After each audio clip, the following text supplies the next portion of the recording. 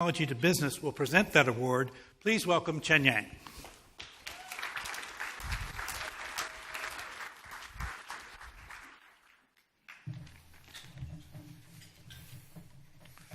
Thank you, Geoffrey. Hello, I'm Chen Yang Xu, General Manager of Siemens Technology to Business in Berkeley, one of the 3 open innovation hubs around the world working with technology startups to transform the world we live in. In any company and organization, every so often, a team or division transcends expectations and manifests a sublime product or service that takes the world by storm. It could be as elegant as great new design, or an easier form of payment. Or it could be one mega box office hit after another that raised the bar for all movies, period, and impacted millions of minds. This year's Magical Team honoree is a study in creativity, collaboration, learning, process, and the intersection of technology and entertainment. This team made a difference, and they absolutely nailed it. This award is particularly meaningful to Siemens. As the Siemens-Disney Marketing and Technology Alliance began 10 years ago, Siemens has been a trusted technology collaborator on projects such as Toy Story Mania and Cars Land attractions at Walt Disney theme parks in the US. Projects where Pixar brought innovation to life. We're so pleased to be presenting the Churchill Club's 2015 Magical Team Award to an amazing team for collaborative breakthroughs that resulted in an irresistible product. The 2015 Magical Team Churchill goes to the Pixar Animation Studio teams.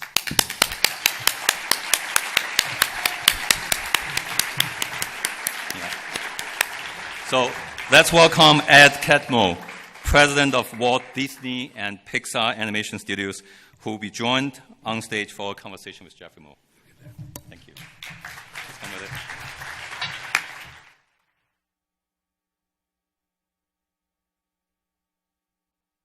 Okay, very good.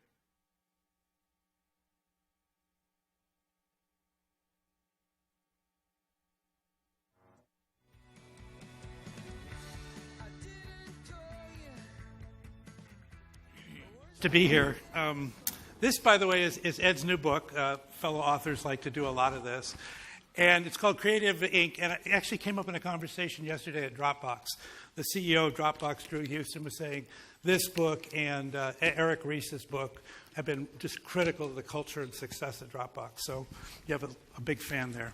So this is called Creativity Inc. And the subtitle is Overcoming the Unseen Forces That Stand in the Way of True Inspiration, which is sort of a theme that unites us all. And I was talking with Ed before the dinner, and part of the lessons in this book are consolidated in a concept called the brain trust. Is that correct? Yeah, the brain trust is one of our elements in the team, and we discovered it accidentally. It was our good fortune to have a group of people that worked in a phenomenal way, but it took us a few years to figure out what made it different. And it's not actually a single group of people. It's what we call a group that comes together to solve a particular problem we've got for the company, which in our case is a story for a film. And we have 4 principles that we use in this. One of them is that the director of the project is in charge and makes the final decision. Nobody in that room overrides them.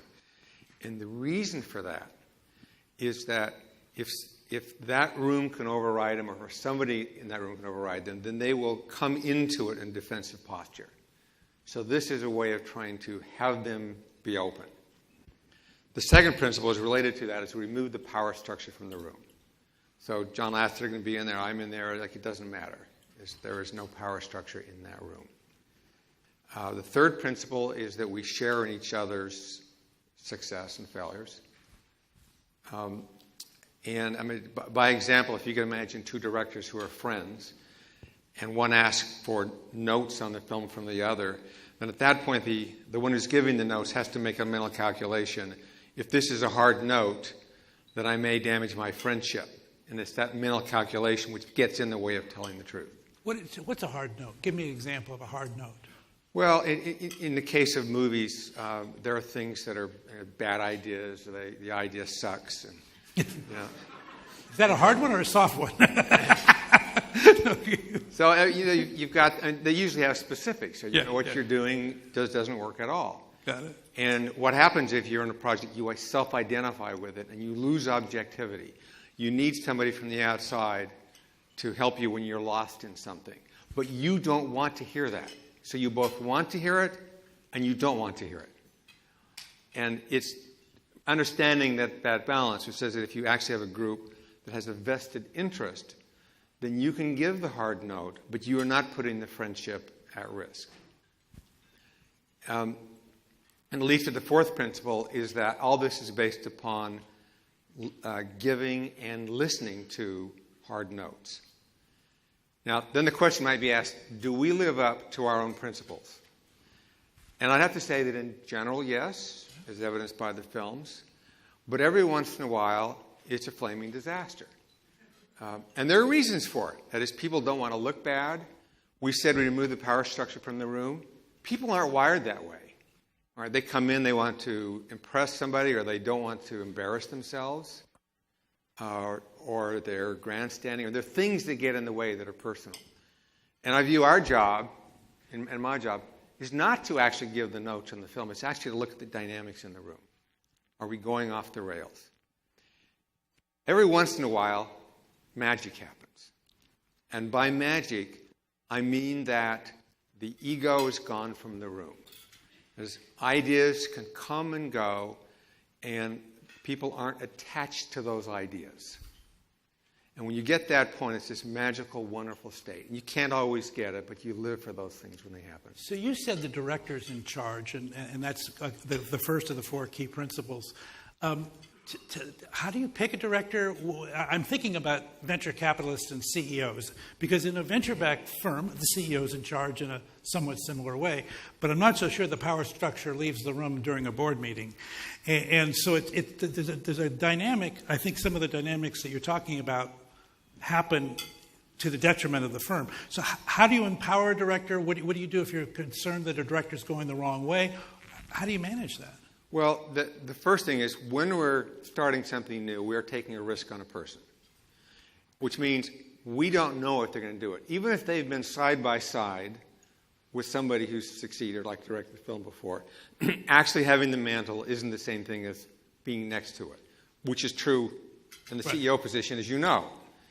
And you don't know until they get in the position, because they may have all sorts of skills, but they may not be able to make that switch, because they judge themselves by what they think the job should be, rather than saying, oh, this is what it is, I'm going to adapt. And that's this trigger point.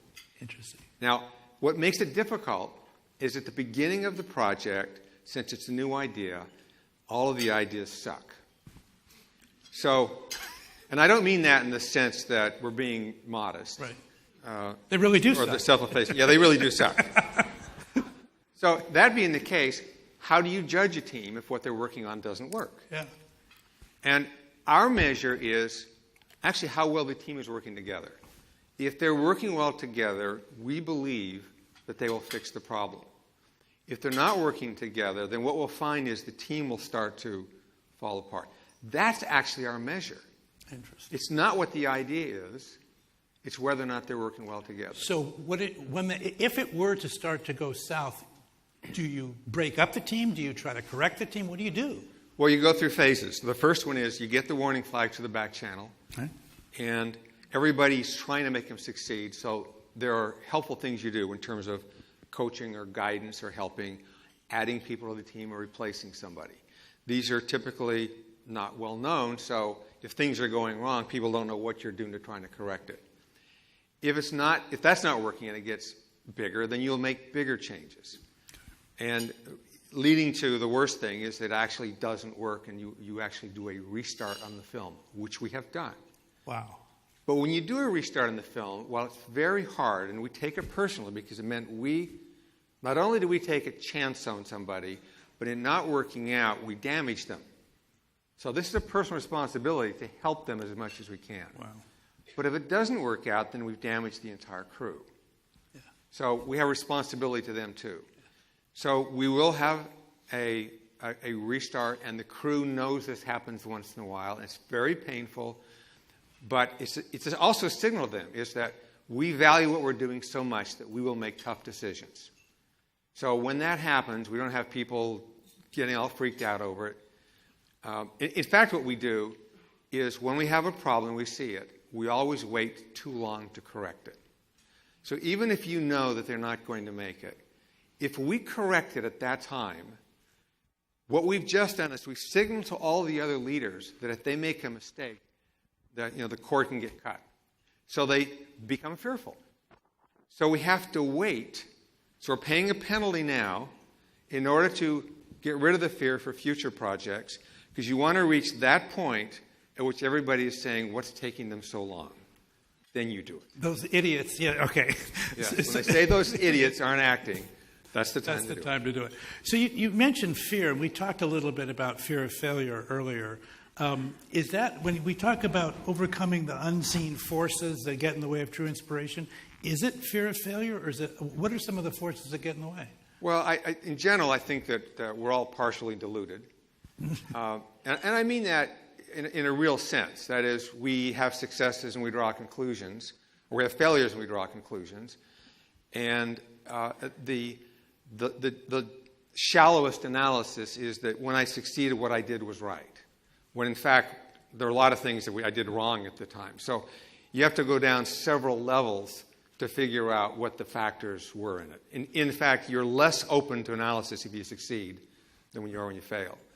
But when it comes to failure itself, which is a very popular topic nowadays, for me, there's a major misconception, because there's one meaning of failure, which is what we all believe in, which is that you learn from failures. We've all had our failures, and it's helped make us what we are. So this is a positive academic reason, which is true. But there's another meaning, which is the one we learned in school, which was that if you fail a class, you either didn't work, you screwed up, or you're dumb.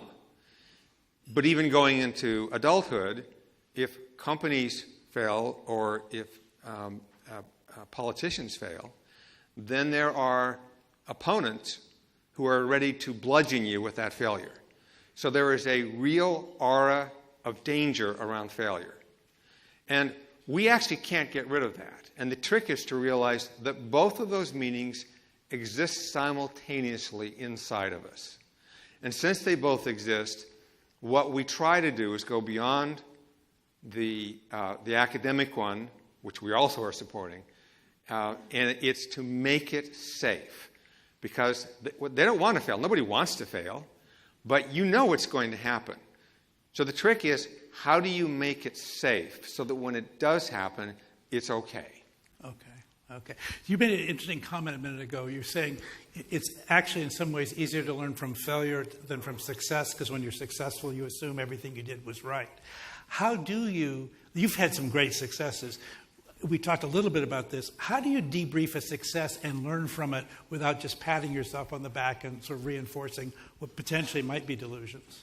Well, it's hard. We have postmortems after everything, and we'll have some that are remarkably successful postmortems. And then once we've done it, and everybody agrees that it's great, but it's like taking your medicine, is the way they perceive of it. So once they've seen how it works, the next one they game, and so the next postmortem will be a complete disaster. Because even though we have rap parties to pat ourselves on the back, then people will use the postmortems as another reason to pat themselves on the back. So we actually have to try to do it in a different way every time to keep ahead of the gaming. And that's kind of your job. I mean, right? I mean, you and John, you were just saying, you're not the directors. It's always somebody that works. It's not you or John, correct? Unless John's directing. John might be the director, but not you, right? Well, he'll direct his own films, but other than that, he's the outside force. Okay. And everybody needs an outside force to correct them, because you just get lost in it. We all lose objectivity. Yeah. This is really good. So we have a couple more minutes. In terms of look, all of us here work on teams, or most of us do. Magical team is something that we all aspire to.